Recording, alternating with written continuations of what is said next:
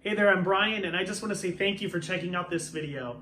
When I sat down to record with my friend Leslie, I had intended on having a 30 to 40 minute conversation that I thought that we could narrow down in a shorter video. And then when we began to talk about racism and Jesus and just life in general, we talked for over an hour and a half. I sat for weeks and weeks trying to figure out the best way to tell this story and to honor the time that he had given. And so this first episode of what I'm calling One Holy Family is an opportunity for you to hear Leslie's story and for him to answer at least one of our questions. Now, you'll see that his story and the questions are intertwined. That meant that I had to honor his story in a way that I wasn't editing a bunch of stuff, which means that the video is a little bit longer than normal YouTube videos. But I am honored and blessed to have him as a friend and to have him share his story. I look forward to sharing the rest of the content at a later date, and I promise you that we'll have that out very soon. Again, thanks for checking this out. If you have any questions about the conversation that Leslie and I are having, if you're interested in having conversations like this yourself, email me at pastorbrian@oursaviors.com, and I would love to begin this conversation, this journey with you. I'm glad that this conversation's happening. And again, thanks for checking out this video. Hi there, my name is Pastor Brian Wise, and I am a pastor at Our Saviors Lutheran Church in Naperville, Illinois. Today, I am here with my friend, Leslie Hunter. He's the chaplain at Holy Family Ministries, at the Holy Family Schools in North Lawndale here in Chicago, and I'm excited and honored for our time together. Before we begin, the whole reason we're gathered is in recent events that have been happening in our country. I decided to reach out to my friend Leslie. We're both preachers, we're both connectors, and have had an awesome relationship with one another over the years. And one thing that I've been sharing with my community in Naperville about how to respond to racism, how to respond to reflect in your own life, are kind of three things that I've pointed out that I found that are important. One is to take the posture of a student, which means to be open to be taught, to be teachable. The second one is to listen. And sometimes it takes us asking questions as students, but to listen. And so I think that's really important. And then the third one is to live it out, to have action in your life. And my dream or vision for our time together, Leslie, would be for us to talk as friends, to talk about Jesus, to talk about racism, to be truthful with one another, even if there might be awkwardness. A friend takes that. Amen. And I want to practice what I preach for my church. And so I just want to say thank you for your time today, for our relationship. And I think that's what makes us real, is this is just the beginning or a continuation of what you and I have. And so I just appreciate you allowing others to see what we have, and hopefully to ask some questions as well. Absolutely. I should also say, before I dive into the questions, is that several of the questions that I have here were written by some members of our church. I think it's important for a black preacher and a white preacher to ask questions that maybe we don't always get to ask on a Sunday morning. And so thank you for your flexibility in our questions. So the first question really is, for those who don't know you, would you be willing to share some of your story, who you are, how you came to be here, what defines you, what's important to you? Absolutely. Thank you. Yeah, so I grew up in Chicago, primarily on the west side. Did a lot of moving though. When I say primarily on the west side, I mean I moved like 16 times before college. It was just the nature of the journey. No military family, just how it was. We're up and moving around a lot. But Holy Family Church was the constant in my life. Holy Family Church, located in what was Cabrini Green. Cabrini Green has changed now, one of the most famous housing, or for some infamous housing projects, probably arguably in the world. Cabrini Green was. And that's where our church was, and that's where I began my journey of ministry. So no matter where we moved, I knew how to get to that church, even if my mother couldn't make it to church. I knew how to get on the bus, get on the train, with me, sometimes my siblings, and get to Holy Family. So, church boy, growing up in the city. But yeah, that's how I got started with Holy Family. Started young, people began to see me early. You know, you borrow others' eyes when you're young, and they see little things in you, and they say, man, you may have something here, and oh boy, and you let the mothers of the church say, baby, you're gonna be a preacher one day, and you're like, did that drive you crazy? Because I definitely had the same. Well, you know, you hear it so much. It's like, yeah, okay, we'll see. You know, I kind of knew there'd be something. You know, I didn't necessarily fight it or anything like that. I just kind of took it in, and it just felt good that folk noticed something in you that was positive too. Right. So, but long story short, you can see I'm here and I'm in ministry, but it began at a place that opened doors for me and others like me to express themselves, to have an opportunity to stand up in front of church and present every Black History Month. We had a program called LCCD, Lutheran Congregation for Career Development. Our career development program was designed to help us get jobs at age 12 through a bakery that was set up in a church.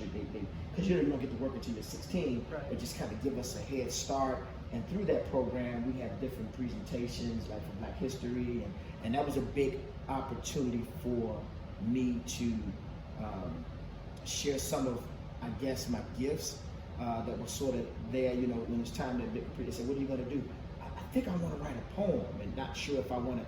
And so I'm gonna do it, and you write it, and then you get the feedback and say, "Wow!" And I want to do it again. You know, man, I can just go on and on and on about what I got from Holy Family Church, and then having an opportunity to lead with my pastor once I got to a certain age, getting ready to go to college, decided to go close, Concordia, which is nowhere from, you know, where the church is and where my home was, and they said, well, since you're going to be around, we were thinking of hiring you, if you don't mind, we'll pay you to lead worship with pastor on Sundays. Like, yeah, you know, I would do that for free, but I would definitely want to, because it's the direction I was going, you know. And once I graduated, you know, it's like, well, what's next? And they said, well, listen, you are doing the job. If you want to work, we're ready to put you to work. I've already did a little bit of some chapel stuff at the school, primarily at the church. Youth program. We had a thing called Boys in the Hood, is what they called it before I came, but it was a mentoring program for the young men. That was kind of a signature program for me as well. Did a lot of stuff through Cabrini Alive, which is rehabbing of the apartments, but not just that, but helping the families, et cetera, et cetera. I mean, just a lot, just really in the trenches early. And I got to see it up close and personal with who I consider one of the greatest of all time is my pastor, Charles D. Enfeld, who actually is the founder of our school where we're at right now, Holy Family School. You know, and that's another story. Maybe we'll get into that and how that started. But basically, I just felt like I was blessed to be in a situation where ministry was done on a real intense, but just intentional level. There's so many pieces and parts to my journey, but I came up in Holy Family, right in the trenches, in doing ministry with Pastor Enfeld. I call him like my Master Yoda. Yeah. You know, he just kind of really, he just took me up under his wing. He marched with Dr. King. He was around that time. You know, I mean, just an amazing man from Waverly, Iowa, Caucasian fellow who says our community. He says our community, and he means our community. Yeah. Follow me? Yeah. It's in, you know, that's a whole nother story. But that's how I came up and what I came up with in terms of ministry and being involved with serving and helping others and being in the church. What I've experienced is you're very called to lead, and you can tell that they give you that freedom to be you, which to me really speaks volumes about why you have such an impression on the kids, their families, and because it's authentic, because you're not trying to be somebody else. You actually get to shape who God has called you to be. Amen. And I think that's important. Are you okay with receiving a few questions from people and things? The first one is actually from me. I think part of the process is beginning to realize everything that people of color experience. And so I want to begin by saying I'm sorry personally, but also as a pastor and as a leader. Yeah. As a white person, I'm sad and embarrassed for moments that people of color have experienced pain or anger or fill in the blanks, because it's not even for me to say what feelings you or others have experienced in our community. I'm sorry that it's taken so long for brothers and sisters in Christ to come to terms and have their eyes be opened. And as a pastor, and even as a parent, I can only describe like recent events and George Floyd's death and the many others who should be named as a great awakening, but also in church terms kind of as a reformation. And so I'm curious from like your own perspective, how are you describing this to your community as a preacher, as a chaplain, but also as a member of the community, as a parent, if you'd be willing to reflect on that? Yeah. Wow. And let me start by saying this. What happened with George Floyd was what we all agree: horrible, tragic, unconscionable. You feel anger, you feel, all kinds, even fear, especially if you're young. What that could happen to me. I've even seen some things on YouTube with the kids, which is in tears and crying, scared. My boys asking questions. So just a lot of just like, but then here's the part where, because I'm listening to you and I'm grateful first of all that we're sitting down and having this conversation. Yeah. And you're like, wow, this is something that was caught on tape. Yeah. It was caught on tape. And how much of it is not caught on tape? For many of us growing up in the Black community and knowing and experiencing harassment or experiencing being treated unfairly, it's like, and it's sad that it happened. What happened, and then eyes were open for some, and some was like, here we go again. But that's the first thing that jumps into my mind. It's like, here's another one. They caught this one on tape. And how many go unnamed? And how many go unnamed? How many situations we'll never hear about, or we know, you know what I mean? Yeah. Or never get that kind of, suppose that wasn't film, et cetera, et cetera. So that was one of the first things that just came. It's like it wasn't, to be honest with you, it wasn't the shock. It is shock, but it's more of, it seems sad to say, but it's true, it's more of the same. I didn't get a rude awakening. I did. It's just, here we go again. All right, so the term microaggression, I'm learning that there are lots of white people who have never even considered some of these terms before. And so the term microaggression is essentially a situation that could offend a Black person, essentially, or a person of color. And it goes completely unnoticed by a white person or a white community. And I'm curious if you would be willing to share any kind of microaggressions that maybe you've ever experienced in churches. I know it doesn't have to be our Saviors, but other churches have invited you to speak and preach. And would you be willing to share anything with us that maybe you've noticed? Yes. And this will be the first time I've ever shared it. I'd like for this to be safe, like for us to really listen. No, absolutely. No, I'm ready to say it. It took me. It's so funny. I shared it with my wife. It took me a while to share it with her. It wasn't, and when I tell it, you'll say, "Oh, probably," but I'll explain why. I had to process it. I had an experience where I got a chance to, like I said, I've been preaching and teaching and performing for years, all over, in every community, basically. I've had a chance to be, white church, black church, just been around. Thanks be to God, I feel like that I have something that can speak in wherever I am. My style just seems to be able to do that. And then I think my journey and whatever. So really good, real excited about just being able to go so many different places and share and learn and be church with and community with so many different people and places. I was invited to come out and do an event to do my unique style of what I do alongside some others. It was a nice, and I won't get into the names and anything like that, but really, really great guy was there. My key invited me, awesome, love him to this day. Good dude.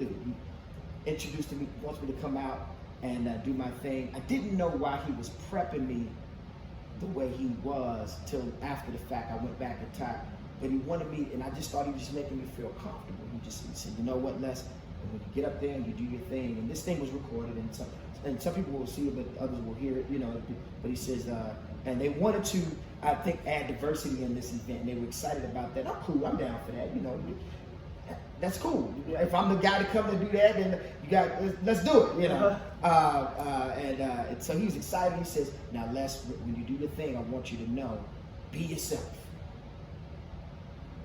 Be yourself. What he was trying to say is, you don't have to be a certain way amongst us white folk.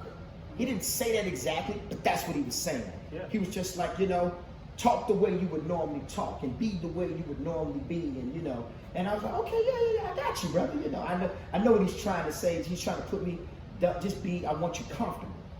We did the event, I did my thing. Yeah, it went well. I thought it was well. I self-critique too, and I'm like, but I felt this event went well. And then at the end of it all, he said something to me, and it was right there with me in the presence of some others, and I know he didn't mean it that way. And I didn't have time to catch it, and I didn't like my reaction because I was mid-laugh. I have a jovial spirit. If I'm just that guy. I'm laughing before you crack the joke. It's how I'm built. And he comes up and he says to me, he said, that was great.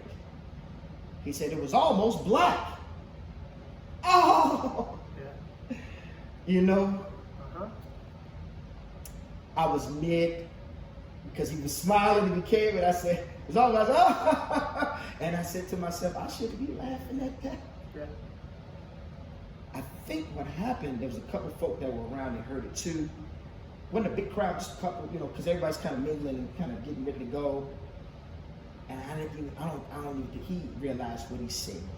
Good dude, and I mean that, really good guy. But he said that, just kind of laughed it off, and then I processed it. I went home. I felt ashamed. I felt ashamed because I felt like I didn't say something. That was my opportunity. I had no problem speaking, I think. I wondered if I learned something about myself. I wondered if I'm too nice. Then I made peace with that. I said, no, I'm nice the way I need to be nice. Because I know what, and I don't want to say nice, to misinterpret what I mean by that. I'm a man, I consider myself a man of understanding, a man of peace, a man of healing everywhere. Right. I'm about healing everywhere. Even the one who may be ignorant or violent, or I may be angry at what's happening, but I'm about healing everywhere. Because somewhere down the line, he's hurt too. I'm not talking about my friend. I'm stepping out and going to the extreme. Right. The person who ends a life with a knee in the neck is wrong, but hurt. Or even if it's through being taught the wrong way and having it, there's a poison, and I'm about all healing. Are you with me? I am. I don't mean to get real preacher on you right now, but we're pulling at this is who I am. And so I'm sold on King's way of who was critiqued about you know what I mean? Even black folk would say, too soft, too this, too that. So, but, you know, you go deeper, the ultimate weapon. What does love really do? Am I just here to stop the action? Yes, I'm here to stop the action, but I'm about the whole mission, which is to get in here. Right. And maybe we'll talk more about that as we go, because I'm going to get back to the story. Because I feel like it's not done until I get here. Yes. Until I get here. Until you don't want to put your knee. I want the law in place so you don't. I want to be treated fairly. I want that in place, but oh, thanks be to God when it's went from head to heart. Right. And no camera has to be around. You don't want to do it. You don't want to do it. That takes healing on a whole nother level. So that's where Leslie Hunter is. I had to go back and remember who I was because I felt ashamed. How could I let him say that? I had to remember who I was. I had to make peace, not make excuses, but look myself in the mirror and see who I am. Do you understand? Yes. Don't hide. Don't be so fragile that you can't. If I was wrong, face it, cry, feel bad, and deal with it. Put it into perspective. Prayed about it. Wanted to talk to my wife. It's one of those things, and I couldn't even talk. You know, you want to bounce it off, and I kept wondering, why can't I say it? Because there was shame. And so I had to wrestle with how much do I say, and then I knew that it's kind of hard, it's awkward in that moment, and maybe later pull them to the side, you know, whatever. And so I went. So I hope I'm not all over the place, no, but right. I had to say that so you can understand where I'm coming from. My method. I'm all about the fight. But there's a way I fight. Yeah. You understand what I'm saying? You preached on it. Like last time you were here, you talked about, or for our church, you talked about how you fight. I'm ready. I did. It was the greatest thing ever. Because I remember that. Preaching on fighting right now. Yeah. You did. How do you fight? Love is what you told me. That's it. That's the changing of the heart. Like that's my thing is. And that's where I'm at because I'm gonna come back. Can I flow? Right. I'll come back to the story. But since I'm here and I'm feeling it the way I'm feeling, let me keep going on my point. You know, it's so funny. Let's get into the word just a minute here. And I think I don't know if I used this in the sermon, but you know, he says, if you love me, you'll keep my commandments. And you know, love is the fulfillment of the law. And I can follow the 10 commandments and I can be head. Are you with me? Yeah. I can be in my head. I want to make sure that I honor my mother, and I want to make sure that I'm doing this because I want to keep the law, and it's so important that I make it my business. And good for you. Yes. Good for you that you make it your business. But oh, it's a whole nother level when this thing becomes this thing. Right. I don't even have to look at the list. Because now it's a thing of love. You don't have to tell me to love the Lord. It's already in here. You don't have to tell me not to steal. I don't want to steal. You don't have to tell me not to kill. I don't want to kill. You don't have to tell me not to lie. I don't want to lie. I want to honor my. You with me? Yes. It's from head to heart. I believe that's where God wants it anyway. He writes it on my heart. That's what I want to be about. I want it to go from head to heart.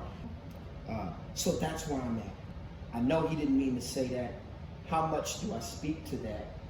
I owe it to him to probably say something. Or maybe, you know, and so it was just one of those things, you know, not quite knowing how to deal with it. Not to make the story longer than it needs to be.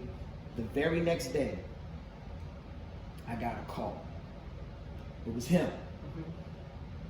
I could feel that he got it. I could feel that he caught up with it because, and you know, as pastors, as ministers, our job is to feel the room, to feel what's going on. It's just comes along with the territory. I could feel where he was going. he didn't quite know what to say and how to say it, but he was saying everything in the roundabout, just trying to make his way up. Because he was checking in on me, but he really wasn't checking in on me. He was checking on what he said. Now, I don't know if it's because he said, how could I say that? Or maybe somebody around him said, did you just say that to that young man?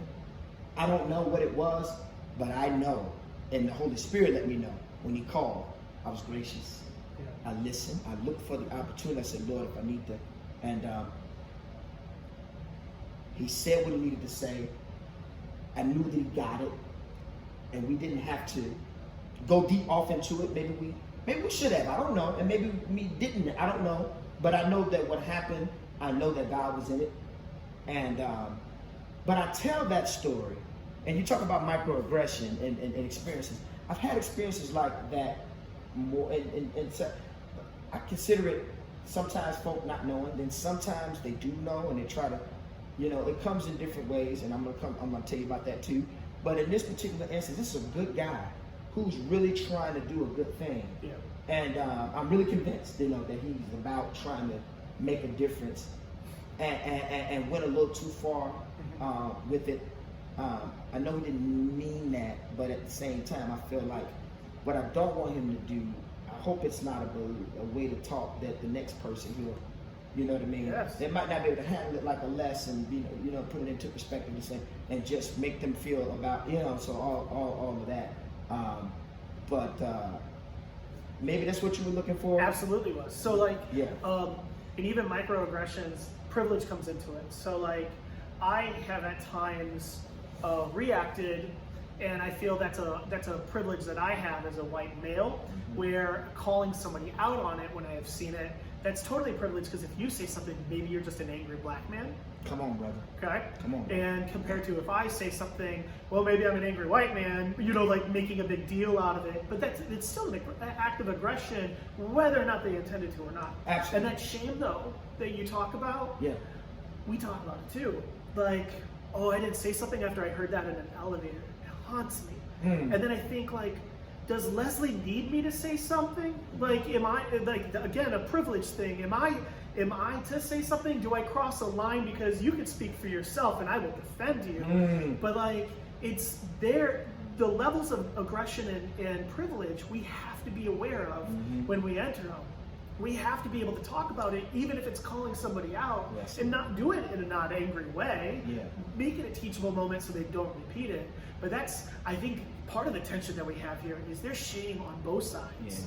For those people around, maybe they did say something later, but why did they say something then too?